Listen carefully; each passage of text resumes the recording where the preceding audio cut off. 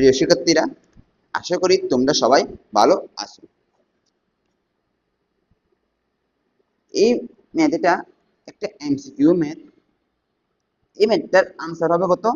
Alpha equal to 0 degree, 0 degree. তো এটার math manually কেমনে করবো সেটা আমি এখানে লিখে দিছি।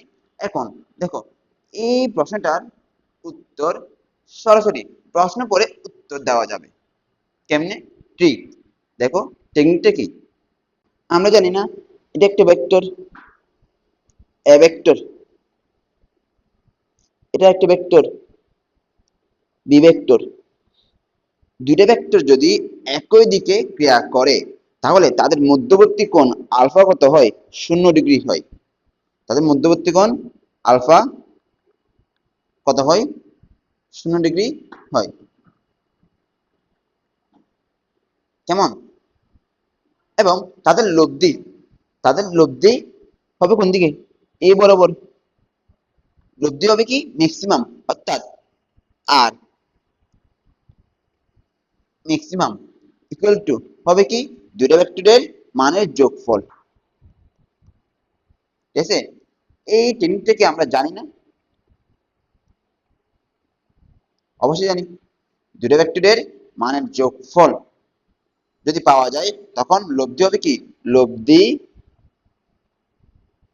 সর্বোচ্চ।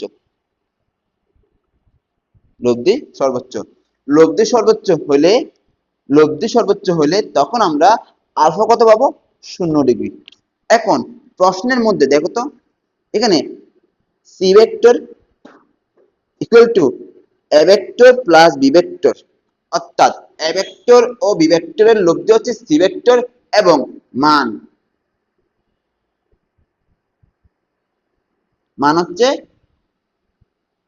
লব্ধির মান হচ্ছে দুইটা ভেক্টরের মানের যোগফল। অর্থাৎ আমি কি এখান থেকে দেখে বলতে পারি না যে অবশ্যই দুইটা ভেক্টর, অর্থাৎ এ ভেক্টর ও বি ভেক্টর, তাদের মধ্যবর্তী কোণ, এর মধ্যবর্তী কোণ 0 ডিগ্রি। কেন? কারণ এখানে লব্ধি সর্বোচ্চ বলেই দুটো ভেক্টরের মানের যোগফল আমরা পাইছি, তাই।